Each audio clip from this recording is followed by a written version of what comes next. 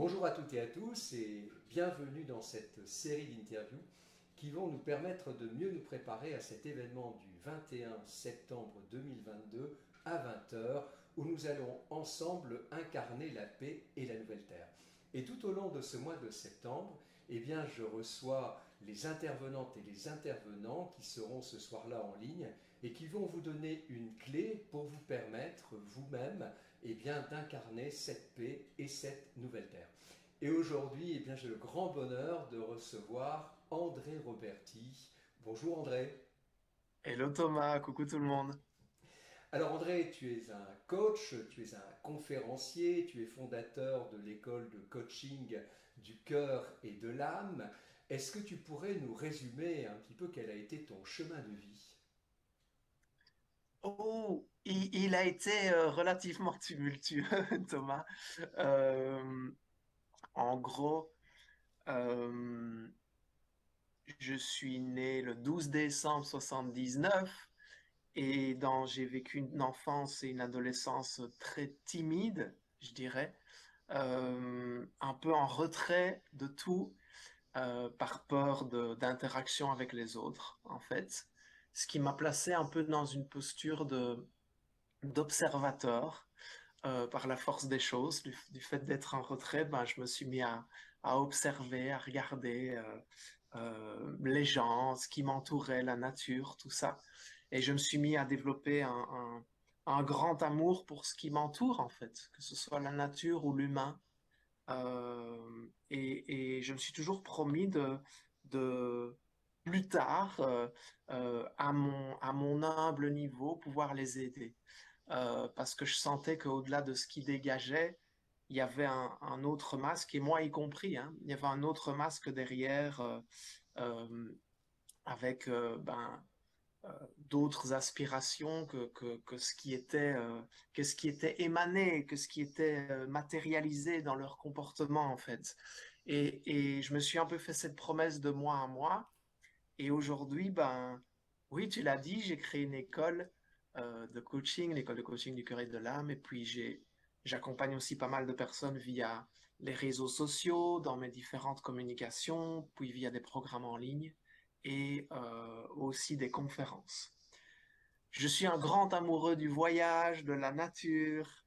euh, donc, je suis pas resté dans ma Belgique natale. J'ai beaucoup voyagé parce que j'adore ça. Vraiment, pour moi, le monde est tellement beau et il demande à être exploré. Donc, j'ai un côté explorateur en moi qui aime ça, autant dans l'humain que dans les paysages, la nature et cette magnifique planète qu'on a le privilège de pouvoir fouler, on va dire ça comme ça. Donc voilà ce que je peux dire. En gros, il y a tellement de choses autour, Thomas. Puis j'ai été aussi ballotté par la vie à travers toute une série d'expériences qui m'ont fait me remettre en question, m'interroger sur certaines choses que je pensais vraies, puis qui finalement ne le sont pas. Donc j'ai traversé euh, deux divorces, un, un gros surpoids qui était à la limite de l'obésité, l'annonce d'un cancer, des difficultés financières. Donc, j'ai traversé pas mal d'étapes qui ont été challengeantes pour moi, mais qui m'ont aussi permis de me découvrir et puis d'écouter ce que la vie me dit dans ces messages de me remettre parfois à ma place en me demandant de rester bien humble. C'est encore le cas pour le moment. C'est encore le cas pour le moment. Je me suis dit, tiens, j'ai envie de faire une expérience aux États-Unis pour développer des choses en anglais. Et, euh, et là, je suis en Californie, donc j'adore la nature que je découvre ici. Et puis, au niveau du fait de faire connaître le message que j'ai envie de partager, ben, c'est plus délicat pour l'instant. Donc, on passe tous par des étapes en fonction de ce à quoi on aspire qui sont plus fluides et d'autres plus inconfortables. Je crois que ça fait partie de la vie. Donc là, je t'en parle en live. Alors André, je te connais bien parce que j'ai eu le plaisir de suivre tes enseignements au sein de l'école de coaching du cœur et de l'âme. Je sais que pour toi, l'expérience, c'est important et je voudrais te demander pourquoi tu as choisi de faire cette expérience, de nous rejoindre le 21 septembre pour ensemble incarner la paix et la nouvelle terre? Oh, mais déjà parce que je t'aime beaucoup, Thomas. Euh, Forcément, parce que j'ai un lien avec toi qui est particulier. Euh, J'apprécie ce que tu fais, tes valeurs, ta vision, ta philosophie, mais aussi l'homme que tu incarnes.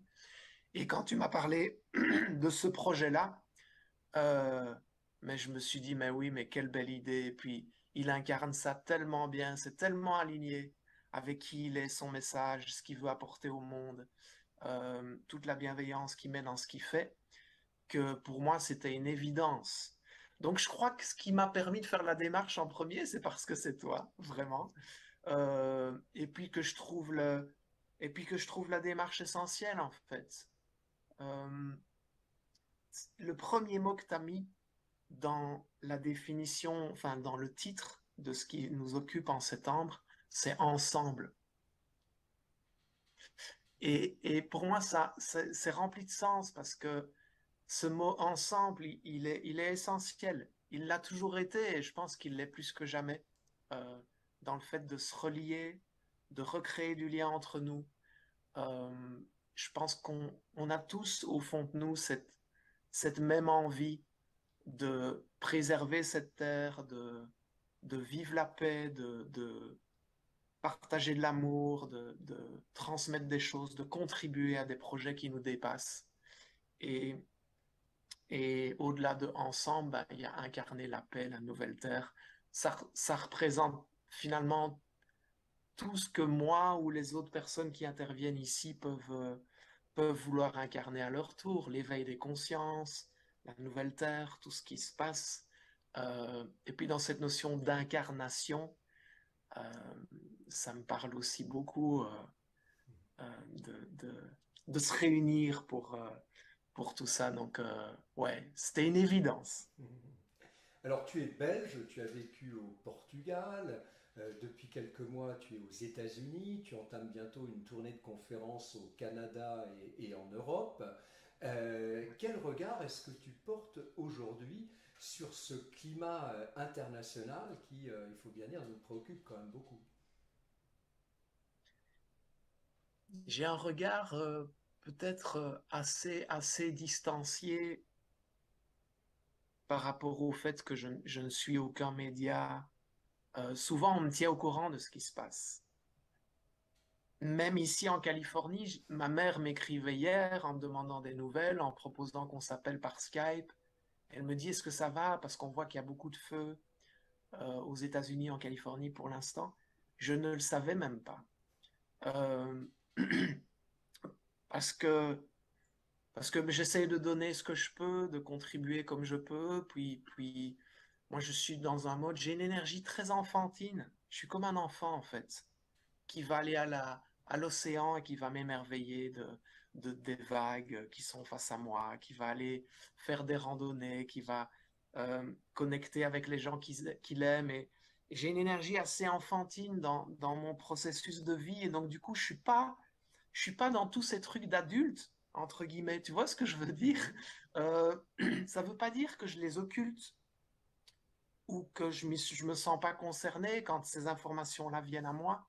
Mais c'est pas quelque chose qui va, dans le quotidien, me préoccuper parce que je sais que on est tous différents, puis on est tous en quête d'une paix intérieure.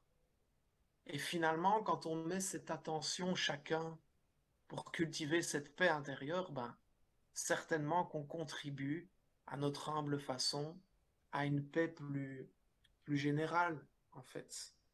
Et donc, plus on est focalisé sur le fait de nourrir ça en soi chaque jour, plus ça permet, je crois, à la lumière de briller dans le monde, quoi. Tu vois? Donc, je suis pas trop.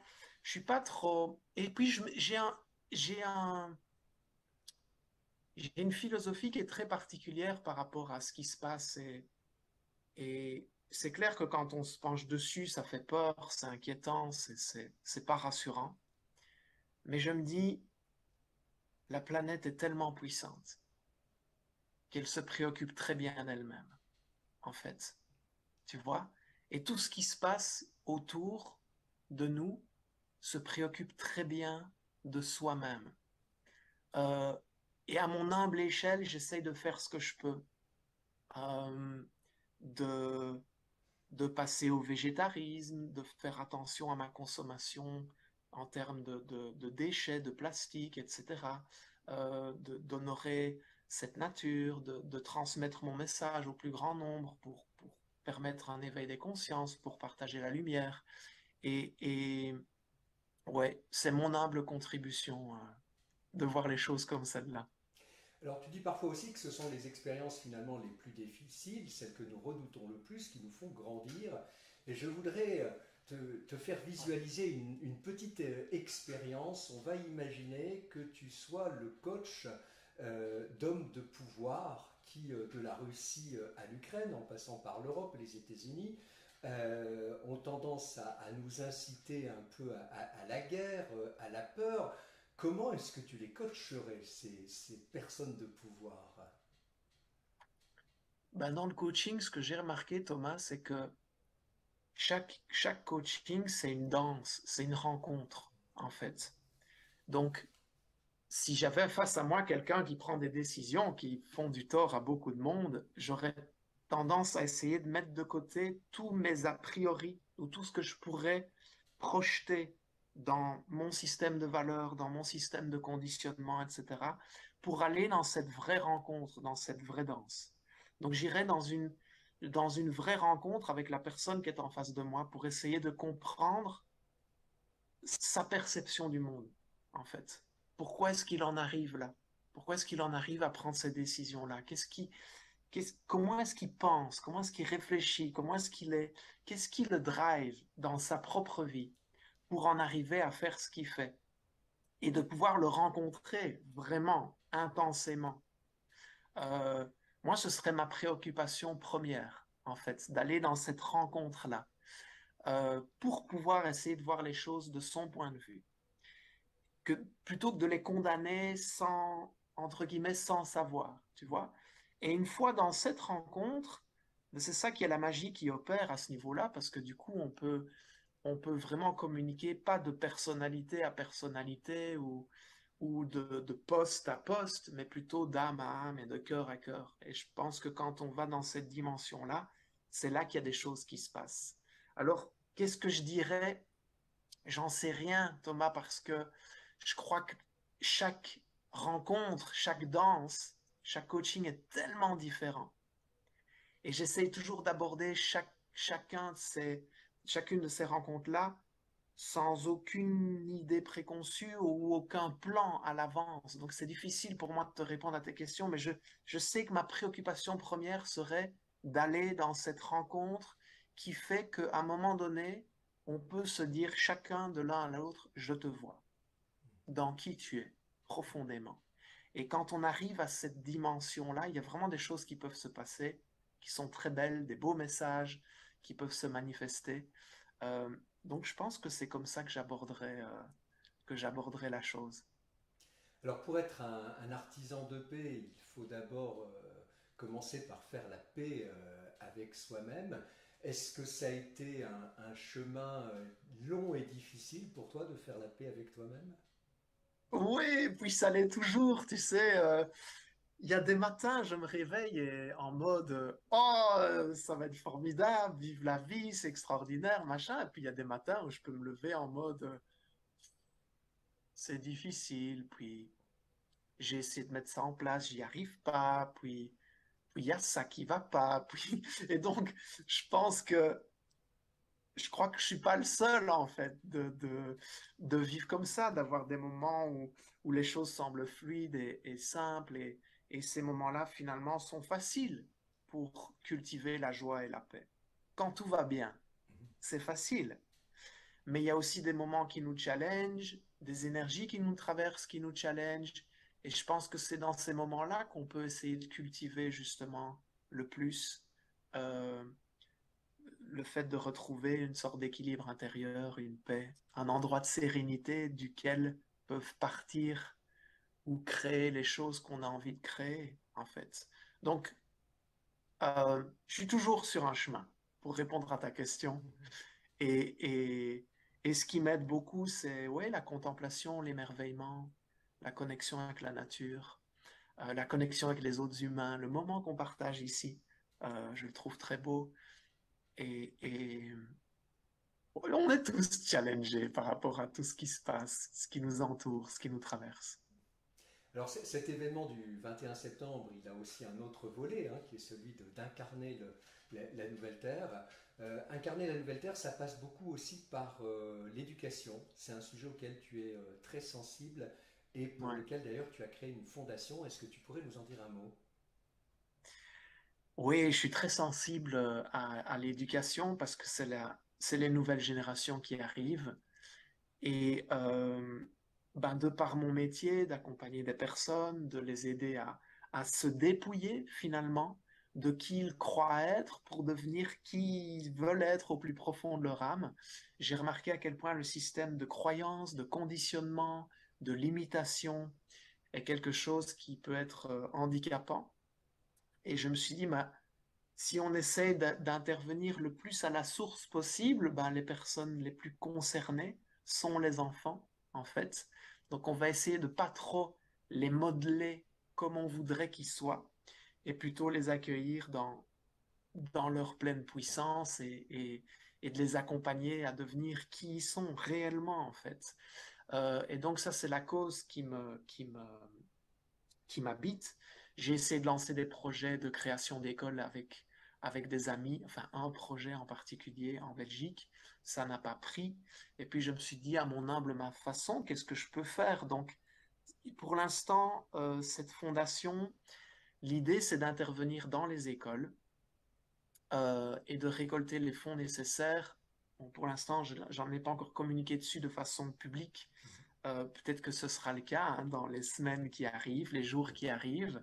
Donc pour l'instant, c'est moi avec mes propres fonds qui soutient des coachs qui vont dans les écoles pour aller accompagner des enfants en difficulté, que ce soit à titre individuel ou que ce soit par des ateliers à plusieurs. Et donc ils interviennent dans des écoles en Belgique, en France. On a bientôt un projet au Portugal, en Suisse, parce que les écoles font face à des difficultés. Et bah, plutôt que de créer des nouvelles structures, on s'est dit qu'on allait intervenir dans les structures existantes. Les écoles n'ont pas beaucoup de moyens financiers. Et donc, on vient avec nos propres moyens financiers et c'est extrêmement bien accueilli et ça se passe merveilleusement bien. Donc oui, ça me tient beaucoup à cœur, les enfants. Figure-toi que je regardais un film hier qui m'émouvait terriblement qui s'appelle La Croisade, un film avec, comment est-ce qu'elle s'appelle? Laetitia Casta et un autre acteur, je crois que c'est son chéri dans la vie, cet acteur-là. Et je trouvais ça magnifique, Thomas. En fait, c'est des enfants qui décident de voler leurs parents, donc ils leur prennent toute une série d'objets de valeur, des bijoux, des bouteilles de vin qui dorment à la cave, des vêtements qu'ils mettent pas très souvent, et ils vont les vendre. Et ils récoltent plein d'argent, et ils se réunissent, plein d'enfants sur la planète, sur un gros projet qui est de sauver la planète en se disant les adultes n'ont pas l'air de faire grand-chose, nous on va s'y mettre clairement.